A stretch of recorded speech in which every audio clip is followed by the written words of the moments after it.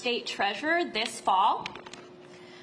The election will be held October 14th with early voting opening on September 21st. We'll start today by having each candidate come up and introduce themselves in a 2-minute opening statement before we jump into questions from the crowd. Just a reminder, questions will only be allowed from current working members of the media and members of the press club. After questions, each candidate will have the opportunity to ask one question to another candidate, and then we'll conclude our program with 1-minute closing statements from each candidate as well. Bill here will be our timekeeper.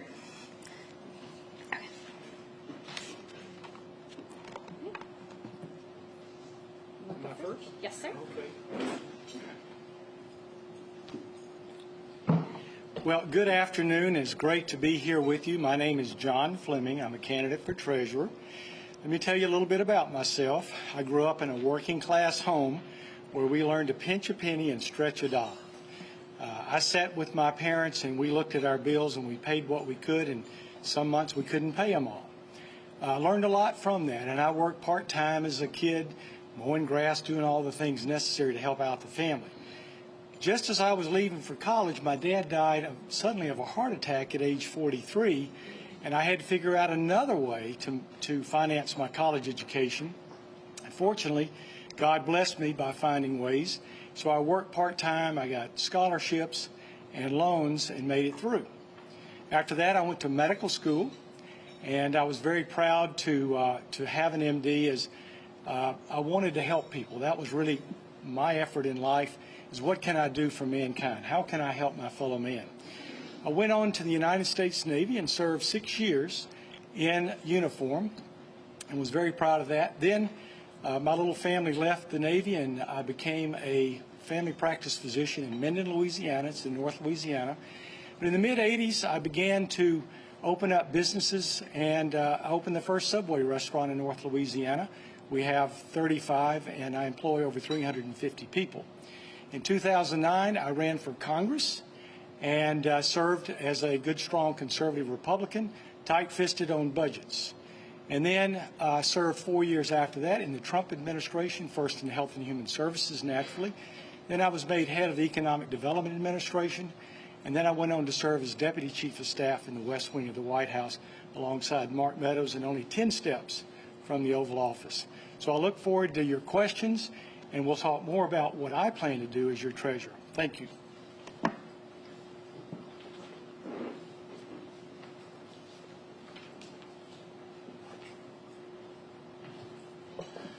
Hi, I'm Scott McKnight.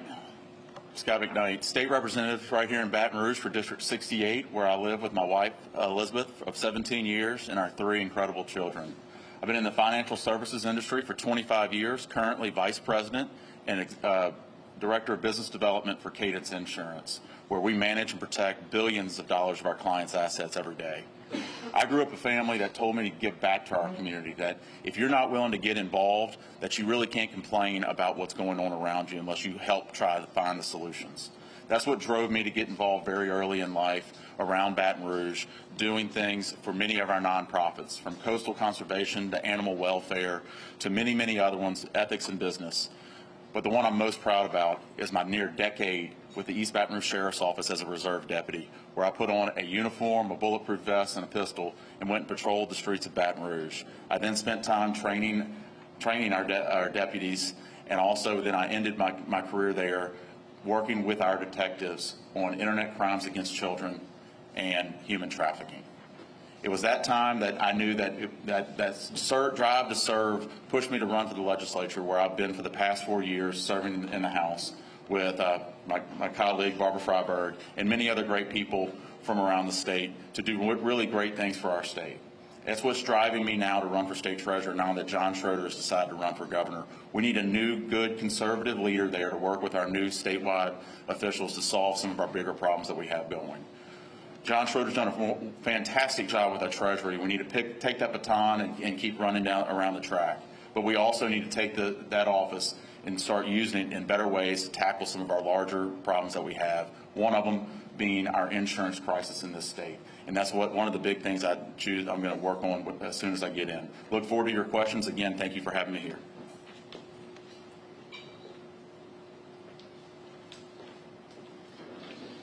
Hello, everybody. Thanks for having me.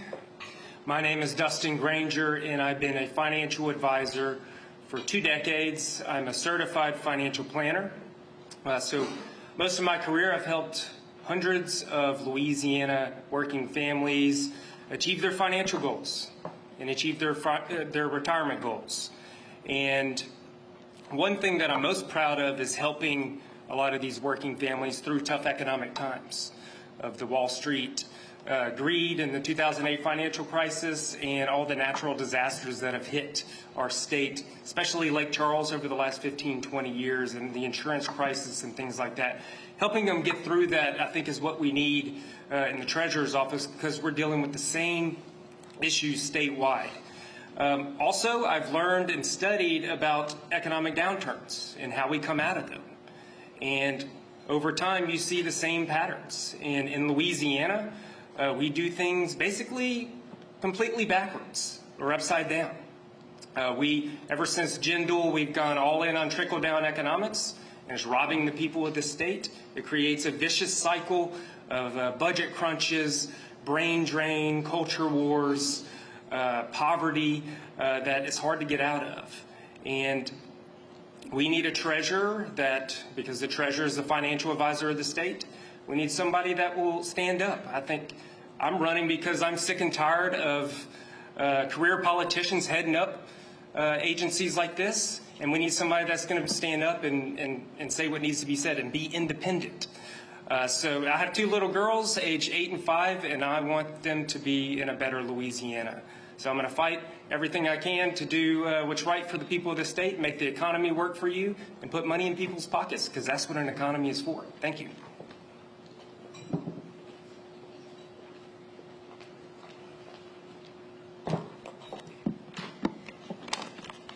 Now we head into our question and answer portion. I'll start.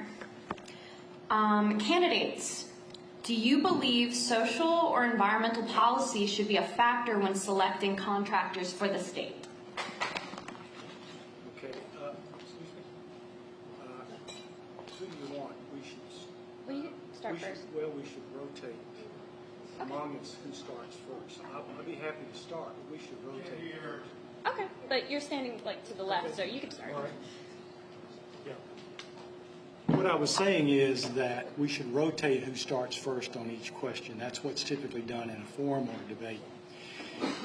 So, look, I have my own views about social issues, I'm certainly, as a conservative Republican, I'm anti-abortion, and I have all my own personal feelings. However, as treasurer, that is not the job, is to give out money based on any kind of social policy.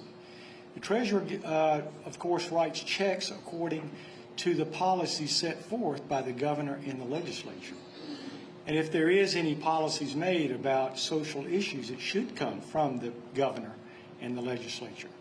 So I specifically will not provide the services of the treasurer based on any type of social policies and put limitations on that. In fact, I'm vehemently opposed to the weaponization of government, which is going on now even in Washington, where agencies are actually doing that. Thank you.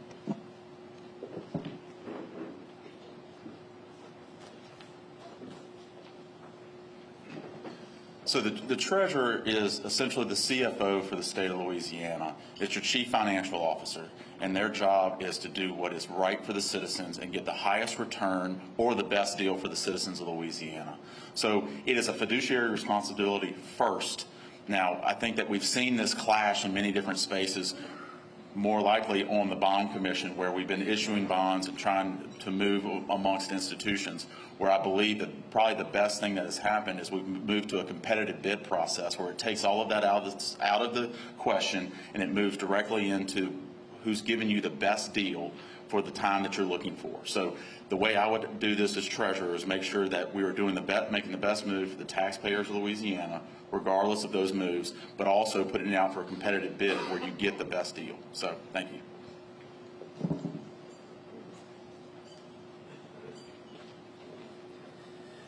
Yeah, I think this has been a big issue lately, and it's a shame because it shouldn't be.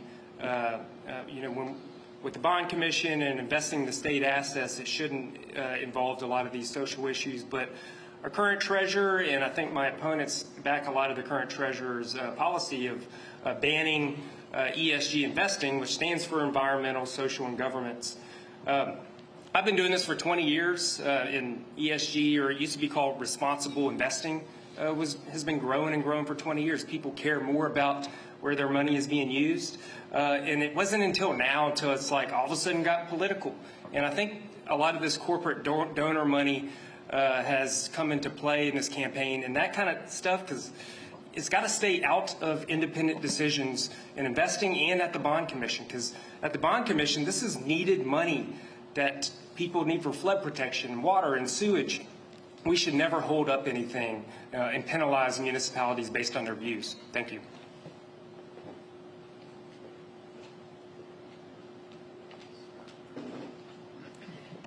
Now from the crowd. Yes. So as the treasurer, you have to help these smaller communities be able to get these bonds, but also make sure that they're able to pay for them as well. So as treasurer, how would you make sure that smaller communities can get the money they need for the projects they need, but also be aware of their financial responsibility there?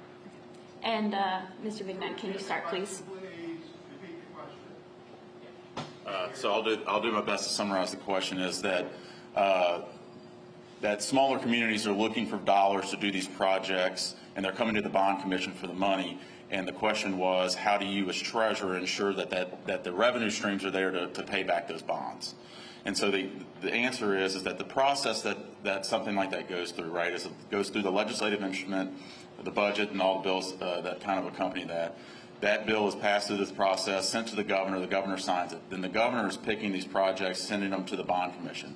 By the time they get all the way to the actual bond commission, they've gone through a process where all of that has been vetted. The revenue streams have been looked at, depending on what type of bond it is and what type of revenue stream it's looking for to pay it back.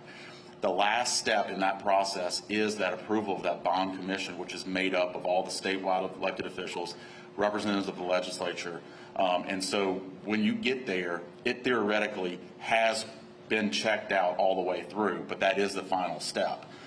We are seeing some projects right now. There's a large one that is getting questioned a lot, which is the Avondale project. It's getting a lot of questions because it's not quite the same as a municipal project. It's a port project. But theoretically, once it gets there, it should have already been vetted out all the way through the process.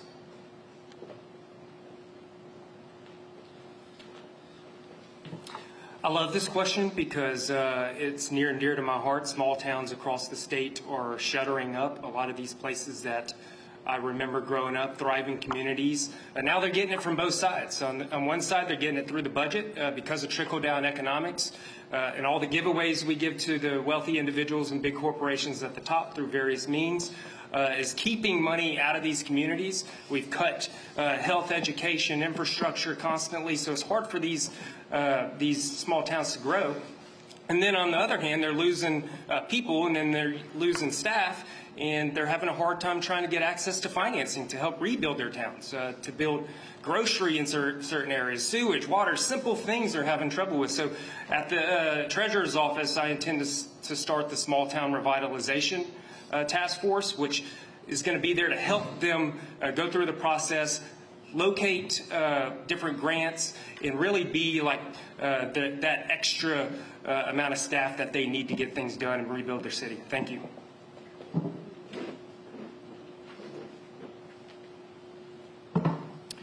In a representative democracy, whether it's in Washington or right here in Louisiana, there's checks and balances. That's important in the entire process. No one person should be able to provide the bond acceptance or take it away. And that's true of the treasurer. This thing has to be vetted through many different people. There are many hands in all of these. And the treasurer serves, as you know, as a chairman or a member of the various bond commissions. So I think these things should be vetted purely on the priority that's provided by the governor and the legislature, as well as whether or not that debt can be serviced. If it cannot be serviced, then that community is going to end up in real trouble. Thank you.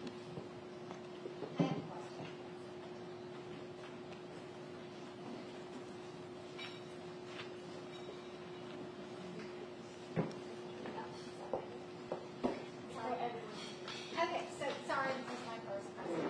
Karen LeBlanc, LTV.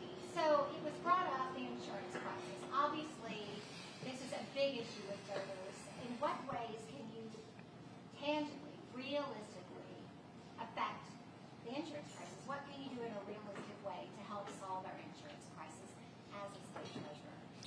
Yeah, great question, because the insurance crisis is one of the biggest problems we have right now. I ran on this a couple years ago because a lot of the crisis started after Hurricane Laura in Lake Charles, and people were just not getting the funds they need to rebuild their home, just being made whole. I think as a treasurer we should take more of an active role. There's a lot of things that we can't really directly do, but I think it's up to the treasurer as the fiduciary of the state, the economic fiduciary, to work with the insurance commissioner to develop a plan. Right now, I'm a little worried because there wasn't a debate on insurance in this election, and it seems like the only plan right now is to just give money to insurance companies, loosen regulations even more, which hurts, I saw in Lake Charles, the plaintiffs that are trying to be made whole. So I think we need a state-run reinsurance program to use the scale of the state to buy reinsurance and resell it on an open market to the insurers. And there's a lot of other things we can do to reinforce citizens as well. I know I'm out of time right now, but thank you very much.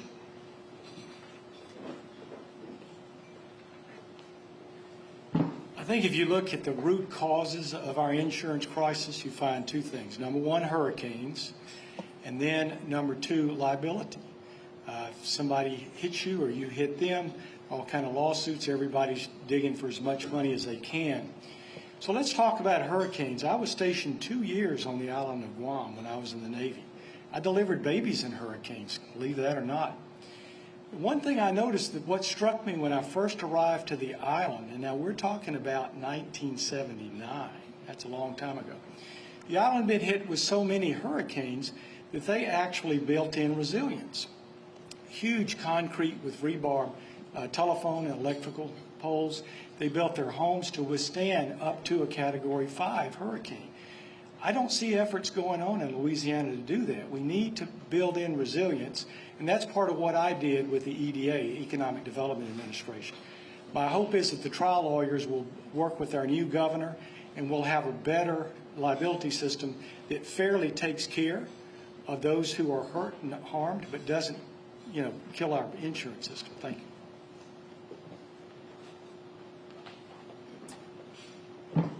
Thank you for this question. I've been talking about this for months.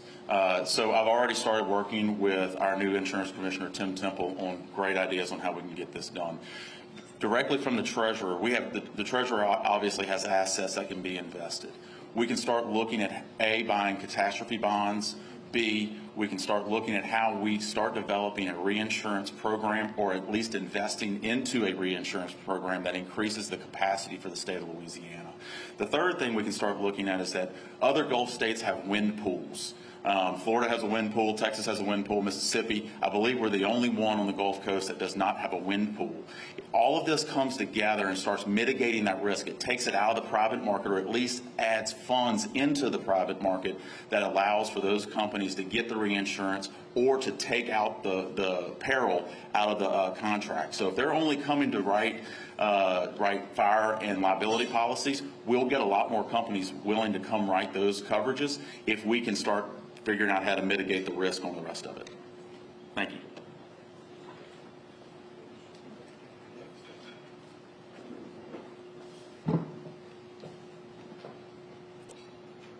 Next question. I have a question. One of you three fine gentlemen is going to win. And whoever wins is going to have to deal with what many view as an over-partisan Louisiana legislature that gives this administrative matter that want to do a good job for the citizens like y'all have each said that y'all want to do. My question is, if you could be granted just one wish directed to the Louisiana legislature to help you do the job that you promised to do for the citizens, what would that wish be? You know, they were talking about the other day with this AI that's going around, and they've fed in all the information. They started asking these AI robots questions. They were pre-programmed to be a little bit on the liberal side, and they kept defaulting to the conservative side. And what they found was that the conservative position is usually the one that predicts the best outcome, that has, if you add up all the facts one way or another. Look, I'm an unashamed conservative, and I believe that our country and our state needs to have problem solving in our legislation, in our government. We need to go for the best return on investment. We need to invest in such a way that we stimulate job production and all the things that go with that. Unfortunately, we are a more divided country than ever, and we just need to go for the best results and forget about party. Thank you.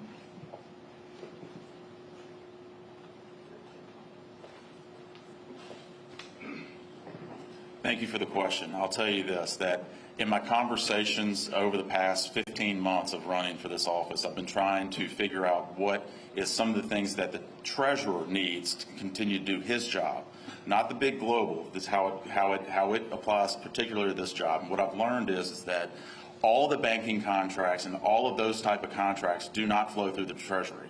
So each department can have their own banking contract. When you start segmenting out the business that far out, you're not getting the best deal for the taxpayers and for the state of Louisiana. If you start consolidating those contracts, making sure that we're getting the best deal out there because of our bulk. We know when we buy in bulk, we do business together, we get better deals. And so the first thing I would like was to be able to have that come under the Treasury to be able to vet out for all agencies to be more efficient. Thank you.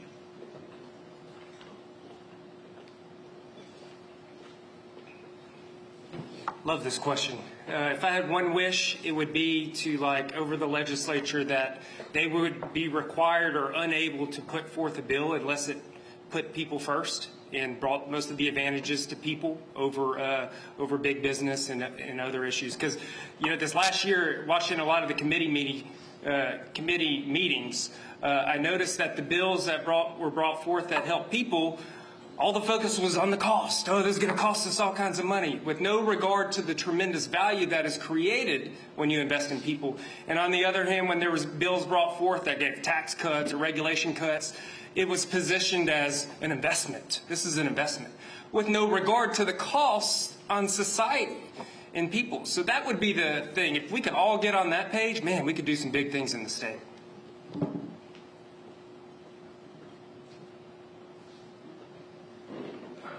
Thank you, gentlemen, for coming out. I've gone through all of your election materials, brochures, etc. I've looked at some of your advertising.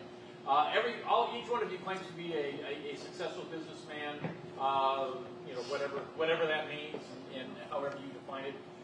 What direct experience does each of you have managing other people's money? And let me emphasize directly. Yep. So again, I've been in the financial services industry for 25 years. The company I work for ranges from a large bank to an insurance agency into wealth management. And so what we deal with on all parts of that is other people's money.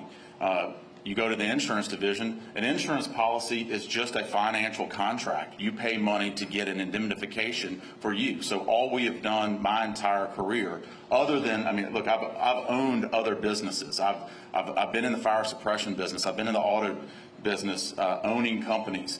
But my direct relationship with other people's money comes in the 25 years of my financial services industry, and dealing with and protecting billions of dollars of other people's assets to make sure that they're able to run their business and worry about their lives and not have to worry about when the catastrophe hits, what's going to happen with their family and what's going to happen with their business.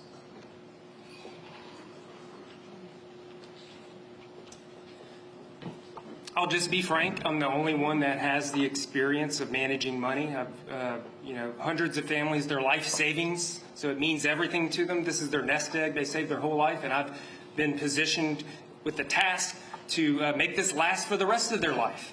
And also, I, as a financial advisor, I've worked with I live in Louisiana, so a lot of my clients are Republicans. So it's managing personalities too, because when Obama was president, they thought the end of the world was coming. Whenever Trump was president, they thought the end of the world was coming. And my job is to keep them with their eye on the long-term ball.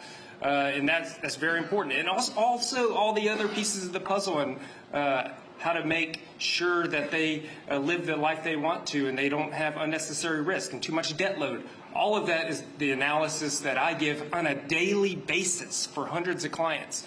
And I'm ready to do the same for the state because the treasurer is basically the financial advisor. They invest the money, they manage the debt, and they advise the government. I'm the only one that's done that. Thank you. Well, there are three areas where I've managed other people's money. First of all, as a company owner that still has 350 Louisianans on the payroll, that's where most of the money goes. When you come in and buy a Subway sandwich, most of that money goes to the employees, as it should. And if I don't manage that properly, we go out of business and they lose a job. Number two, I headed the Economic Development Administration. It required Senate confirmation. And I got 2/3 of the Senate who actually voted for me. A third of them were Democrats. And I had to manage billions of dollars in grants to communities that would take down barriers to private sector businesses coming in and making the investments. Last but not least, I had to manage and vote on 8 federal budgets in the trillions of dollars. And you better believe I watched every dime of that and voted in such a way to cut out the lard, cut out the pork, and take care of the people. Thank you.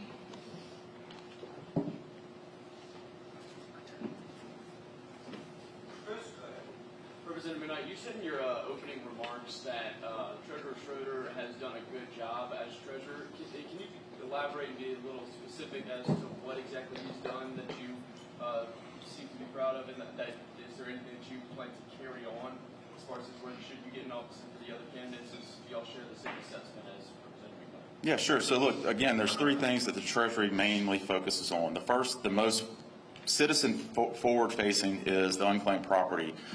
Look, under John Schroeder, that program has become one of the top-rated in the country.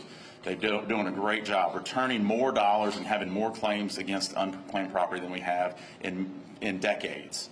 The second thing is being bond commission. I think that he's handled everything that happens on bond commission. Again, we'll never take the politics out of politics. It's going to collide on the bond commission. You just have to be prepared as chairman to deal with what's going on and find the ways around and find to work with people to keep the business moving. And the third thing is the cash management / investment. And I think that his outlook on ESG investing and moving the $800 million from BlackRock was the right move. It is in contrary to the economy of the state of Louisiana and the taxpayers that rely on those incomes for their family. So yeah, I agree with those moves, and I think I would continue down the road he's gone. I know I would.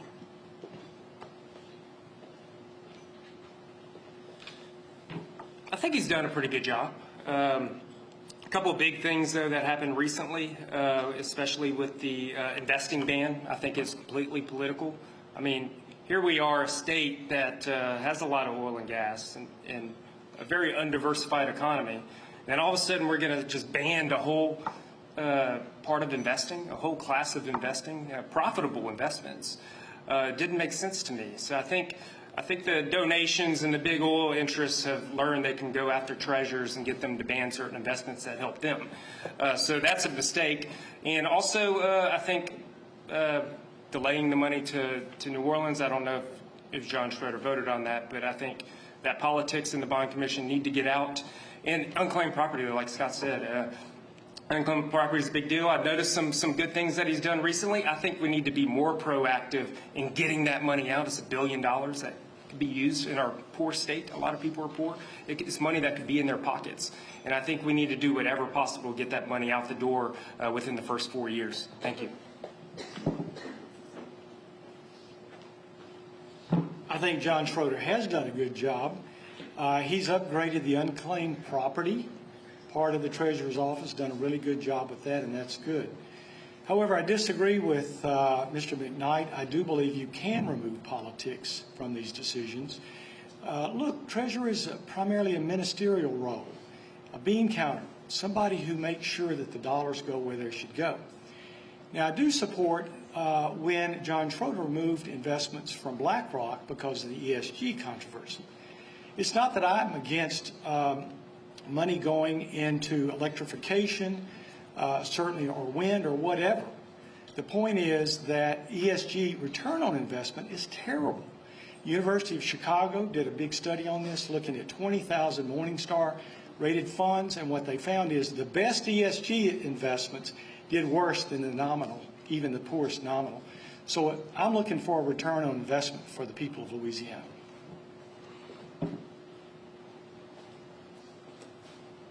This will be the last question before they ask each other questions. If you are elected treasurer, will you invest state funds in highly volatile hedge funds? I wouldn't do that. I think hedge funds have a lot of risk. They're way too costly, and I don't see the need to. I've never invested in one before. In my opinion, they've been very troublesome to the markets, accelerating crises because of their ability to move. I always give it akin to the like you're at a poker table and one person has a big stack and the rest has little stacks. A hedge fund just kind of moves the market, and to me, they should be regulated more heavily. So we could just invest in traditional investments, you know, stocks, bonds, mutual funds. These plenty of great companies that can do very well for our state. I do it all the time for the last 20 years. Know the best of them, but we need to be diversified because our state economy is not very diversified. We at least need our investment portfolio to be diversified. Thank you. Well, put simply, I would never put my money into hedge funds. Way too risky. So why would I put other people's money into that? Look, voters hold us accountable. And if we put money in crazy stuff that gives poor return, and again, going back to ESG, again, if wind does well, we'll look for a good return. If we start seeing that, we'll invest there. But we are not, under me, as your treasurer, I would never invest into risky kind of investments. Thank you.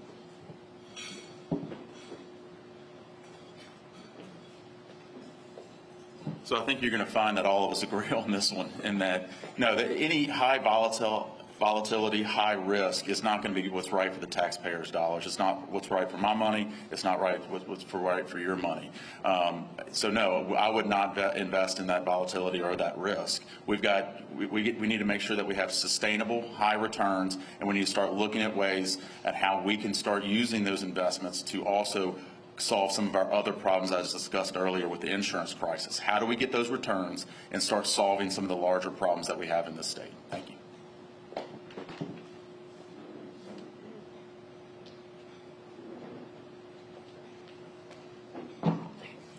So like I mentioned previously, we will now allow each candidate to ask one other candidate a question. Starting with you. All right. Because I guess I'm leading in the polls against my Republican rival, I'm being hit with attack ads on TV saying that I voted against Hurricane Sandy, which hit in 2012 in the Northeast. Truth is, I did vote for it. It was $23 billion. However, it got to the Democrat Senate. They added $37 billion, totally unrelated to hurricane relief. When it came back to the House, the majority of House Republican members voted to shed all of that extra lard. There's more pork than a Couchon delay in that thing. So for Mr. McKnight, I asked the question, you say that you're a conservative, a fiscal conservative. Many times I've heard this, and yet you voted to bust the caps on the latest bill and went along with John Bell and the Democrats on that. So why do you call yourself a fiscal conservative if you're going to vote for all the extra stuff like pet projects and all the other lard that comes with that.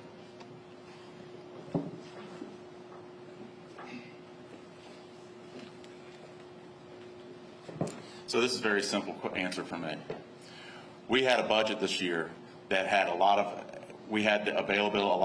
extra available dollars. I voted for a balanced budget, which my opponent never has. I voted for a budget that paid down more debt than ever in state history, over $700 million in state debt. I voted for a budget that not only did that, but put more savings in the state savings account to watch for the next fiscal cliff, to make sure we were prepared moving forward. And I voted to put money towards much-needed infrastructure projects in our state. The infrastructure backlog that we have in the state of Louisiana is a debt that we owe to our citizens. It is crumbling bridges, crumbling roads, crumbling buildings, and we owe that back to the taxpayers of Louisiana. So I voted to put that money towards an infrastructure debt that I believe we owe each and every one of you. Thank you. I guess you want me to ask my question? So, I will first say, since there was a prelogue to the last question, is that months before my ads went up on television, my opponent ran radio ads hitting me. So, Mr. Fleming, we know that you currently work for a lobbying firm in Washington, D.C., where you own a second home. Around this time last year, while running for the office of Lieutenant Governor, you admitted on video you were running for office to gain name ID for yet another office. Why should anyone believe this job is the one you want?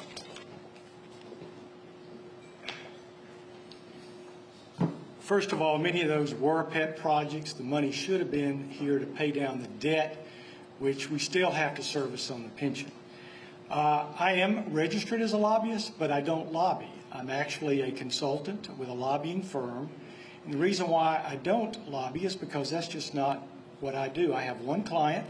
It's in Louisiana, and they're in Homeland Security and National Defense, and I consult with them to try to help them.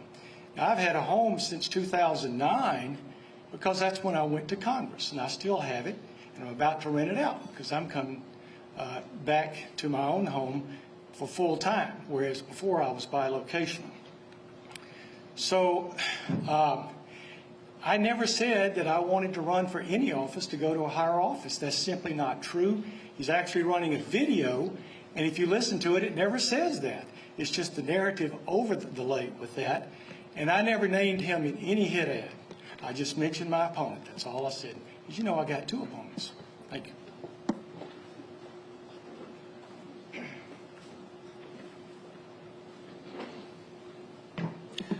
Whew, got lucky on that one. This one's for John Fleming.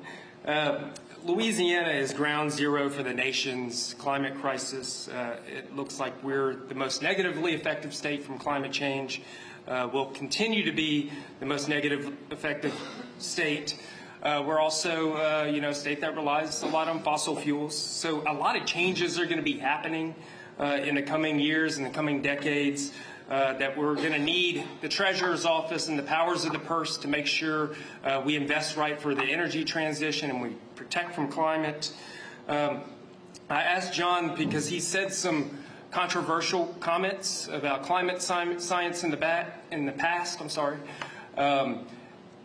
Is that going to affect him in making the right investments? Because I think he's already saying he's not going to invest in clean energy investments. How is he going to use the job of the Treasurer's Office to make sure we deal with the climate crisis and energy transition in the right way?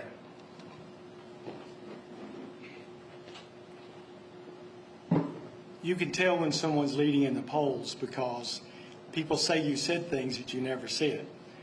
I'm an all-of-the-above guy. You just heard me talk about electrification, water, any kind of resource that creates energy but does it cost effectively and lowers your bills. I'm all for it. I'm not a climate scientist. I'm not going to claim that I know everything about the climate. But one thing I do know, we should not throw our economy in Louisiana or in the United States under the bus for crazy kind of things that are coming out of Washington where billions and billions of dollars are wasted. take Solyndra under President Obama. $530 million was loaned, and that they were supposed to manufacture solar cell things. And what happened was it went out of business within months. And as a result of that, that $530 million went into the pockets of the executives and political friends for President Obama. We don't need that sort of thing.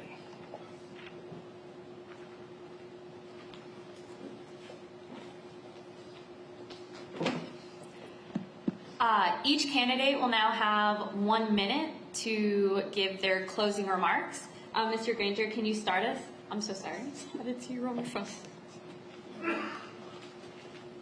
Yes, thank you again for having me.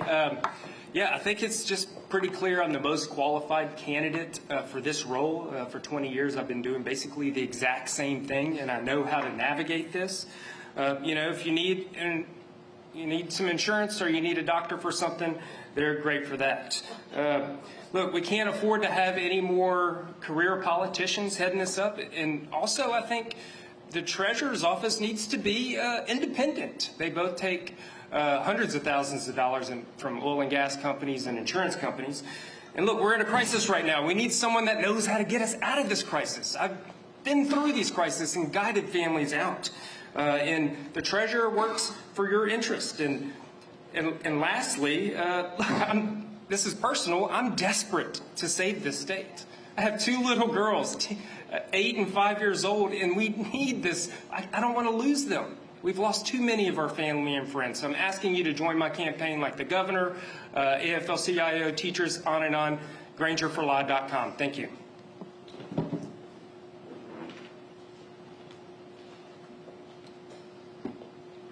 Well, thank you all for having us here today. I really appreciate the time. Again, 25 years in the financial services industry, 4 years in the legislature. I know the inside of that building very well and how to move bills from one side to the other. My financial services industry experience, my professional experience, and my legislative experience uniquely positioned me to be the best treasurer moving forward.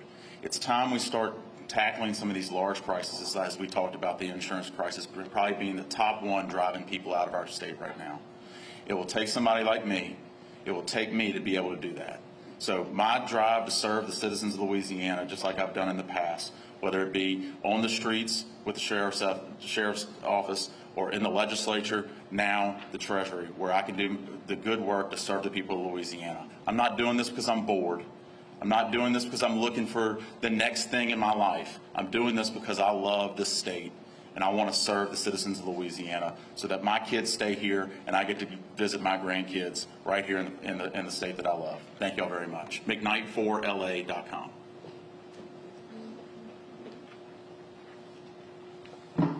Ladies and gentlemen, I do not have to tell you the sorry state that this state is in currently. We're 50th in everything good, number 1 in everything bad. We are desperate for a turnaround, and I've done business turnarounds before. So what I want to do is to bring all of my experience and knowledge in the private sector and the public sector, bring it to Baton Rouge, and work with our incoming conservative governor and incoming conservative supermajority legislature to finally end 100 years of Huey Long and get this state moving once again so we can be much more like, of course, Texas, Tennessee, Florida, and even Mississippi and Arkansas that's leaving us behind. We have lost our young adults. We educate them and they go elsewhere for work. Why? Because that's where the jobs are. The companies have left us. And I want to be a part of a team, a conservative team, that turns this state around once and for all. And thank you for having me. FlemingForTreasurer.com.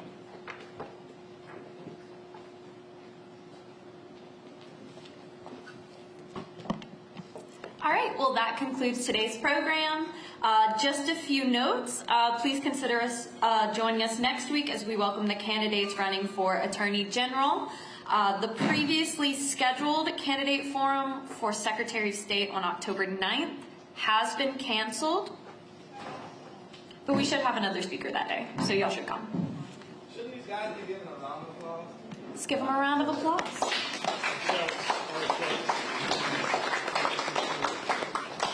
And thank you, candidates, for joining us, and thank you, everyone else, for joining us.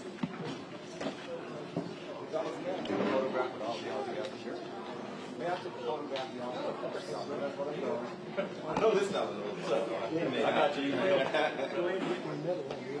You want to do this one, please?